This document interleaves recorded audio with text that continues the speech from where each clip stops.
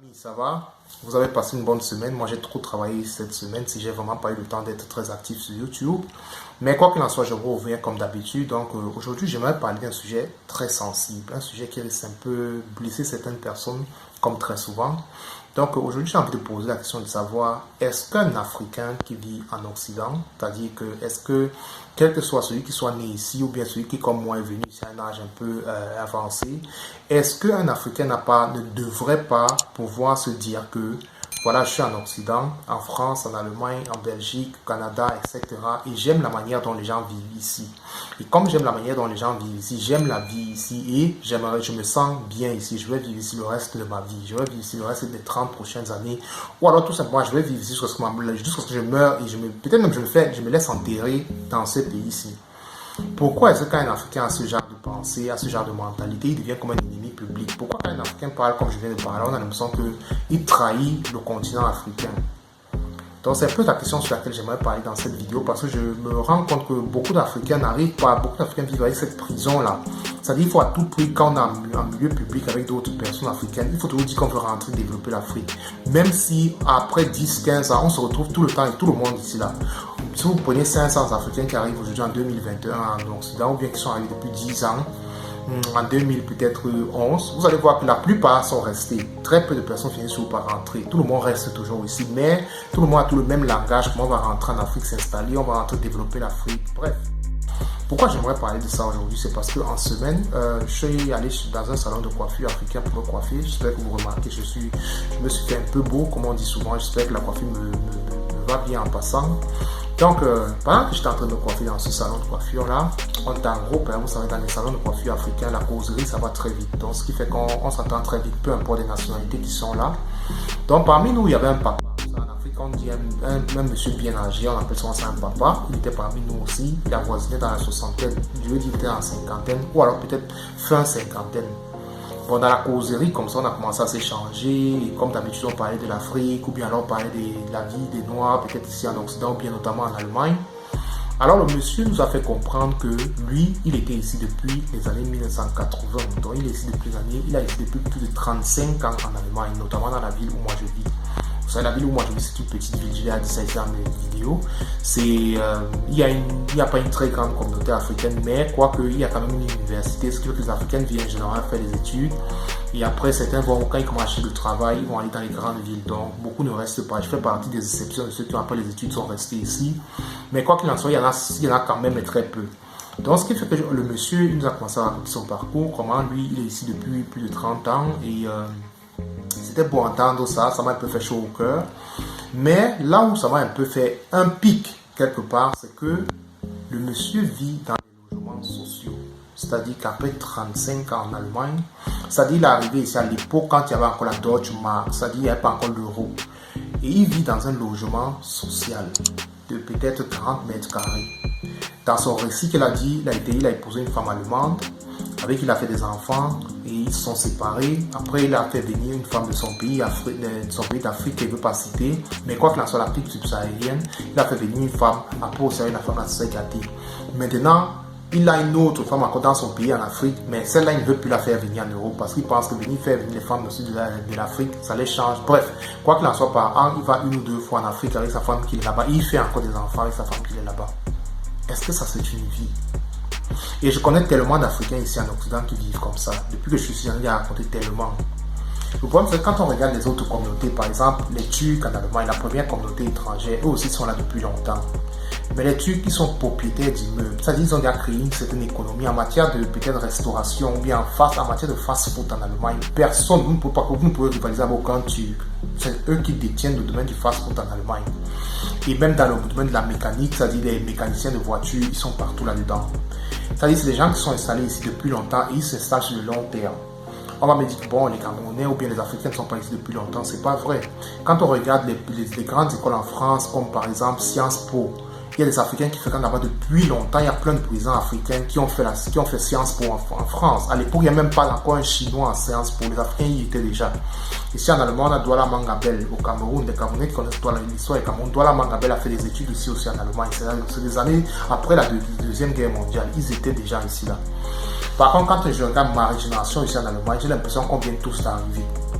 Et tout le monde est toujours en train d'avoir le même discours. Le même discours, quand moi-même j'arrivais ici, j'entendais tous les gens parler, on va rentrer développer l'Afrique, on va rentrer s'installer en Afrique, mais à la fin, tout le monde est toujours là. Personne ne rentre. Et je suis sûr que beaucoup resteront, personne ne va rentrer.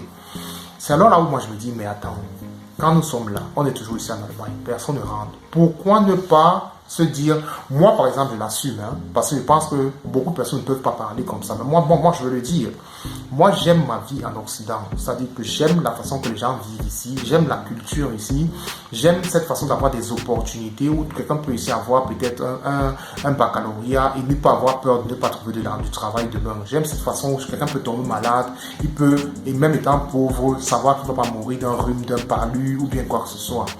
Donc, c'est quelque chose que moi j'assume que j'apprécie ça. J'aime cette façon de vivre. Et pour cela, je peux me dire que j'aimerais vivre ici pendant longtemps. Le problème, c'est quoi? Dire ça ne veut pas dire qu'on déteste l'Afrique.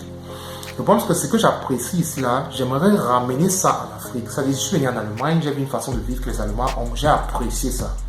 Et mon rêve serait que dans mon pays natal, le Cameroun, que j'ai aussi cette même façon de vivre, cette opportunité-là pour les jeunes, cette égalité-là dans le partage des biens publics, cette justice-là qui est vraiment républicaine, cette armée républicaine, cette police républicaine. J'aimerais aussi avoir ça dans mon Cameroun natal.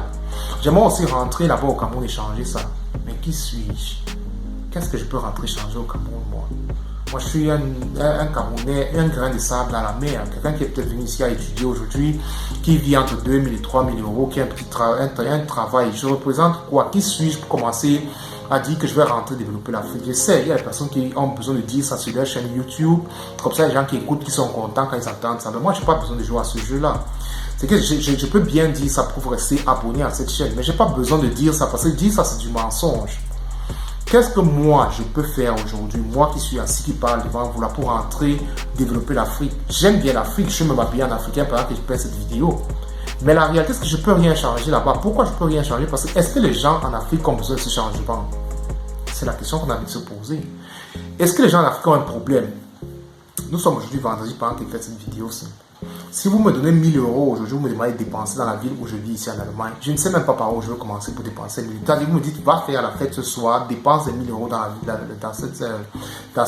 rien que ce soir, en faisant la fête, je ne sais même pas par où je veux commencer. Pour entrer dans les boîtes de nuit, c'est peut-être 5 euros. Les gens vont dans les boîtes de nuit ici en vélo. Mais donner 1000 euros à quelqu'un au Cameroun aujourd'hui, un vendredi soir, demandez-lui d'aller faire la fête avec ces 1000 euros. Peut-être avant 3 heures du matin, les 3 euros seront finis. Les 3000 euros seront déjà finis. Donc c'est pour vous dire que, est-ce que les gens là-bas attendent Yann Moxon pour venir changer la vie à Yaoundé? Est-ce que les gens au Cameroun attendent Yann Moxon pour venir changer quelque chose dans la vie de Douala? Quand je rentre là-bas, je vais peut-être faire 2 semaines, j'aurai peut-être 3 à 4 000 euros, faire un peu la fête. Après le jour que je rentre, les gens n'ont rien à foutre. Donc, pourquoi est-ce que quand j'arrive en Allemagne, plutôt que de m'intéresser à ma propre vie, à me donner une vie décente, pourquoi dois-je commencer à bavarder à longueur de journée que je vais développer l'Afrique? Je vais rentrer développer l'Afrique, je vais rentrer faire ceci. Pourquoi je me mens moi-même? Alors qu'en même temps, la vie que j'ai ici, là, m'offre un certain nombre d'opportunités. Et ça, c'est d'un. De deux, parmi nous, il y a des gens qui ont des enfants, qui se marient ici. Les enfants vont à l'école ici, les enfants vont se socialiser ici.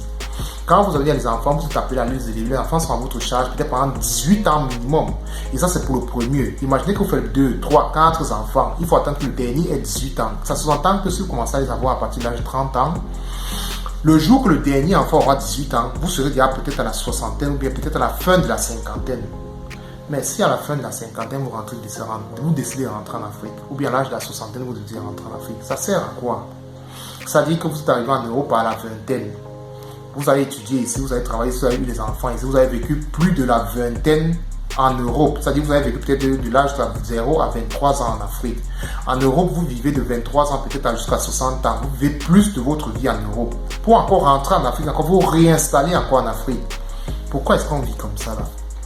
Pourquoi quand vous êtes en Europe et que vous savez que vous vivez sur le long terme, vous ne pouvez pas mettre un plan de vie ici qui vous permet de vivre ici décemment pendant 30, 40 ans? Avoir une vie, que même après, vous pouvez avoir, vous avez payé un bien immobilier. Vous créez quelque chose ici. Et parce que ça va profiter à vos enfants plus tard. Puisque si nous, on ne rentre jamais, ce n'est pas nos enfants qui vont rentrer. Du moins, certains rentrent, mais c'est une minorité de personnes qui rentrent. Ça, c'est la réalité. Si on vit avec le mensonge, comment est-ce qu'on va être heureux? Pour être heureux dans la vie, il ne faut pas se mentir. Il faut d'abord regarder la réalité en face accepter cette réalité-là et c'est ainsi qu'on peut pouvoir être heureux. J'avais déjà fait une vidéo dans cette chaîne où je parlais pourquoi les Africains sont malheureux en Occident. Moi, je pense que c'est aussi une raison pour laquelle beaucoup d'Africains en Occident sont seulement perdus. Parce qu'on vit un pied en Occident, un autre pied en Afrique. Ne me mécomprenez pas dans cette vidéo. Je ne suis pas en train de dire que je méconnais l'Afrique ou bien je critique l'Afrique. Non.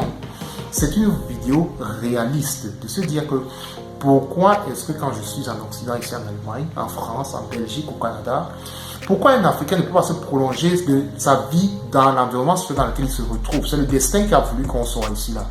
Pourquoi on est venu ici? C'est parce qu'on apprécie ces pays ici. Parce qu'on apprécie, si l'Allemagne fait venir tant de gens à la France, c'est parce qu'on aime la culture française.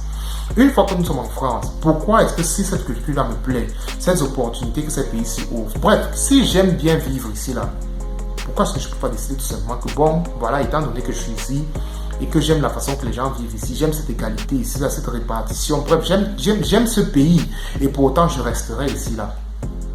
Pourquoi il faut toujours pour plaire aux gens commencer à mal parler, comment non, et après dire comment on va rentrer développer en Afrique? Comme je dis, est-ce que les Africains nous attendent? Est-ce que Yann Moxon peut rentrer développer Yaoundé? Qui suis-je moi? Qui suis-je moi? Donc, je ne peux pas répondre totalement à cette question, mais bon, quoi qu'il en soit, j'ai essayé d'illustrer ma façon de voir les choses. Demain à 20h30, je serai aussi en live comme d'habitude.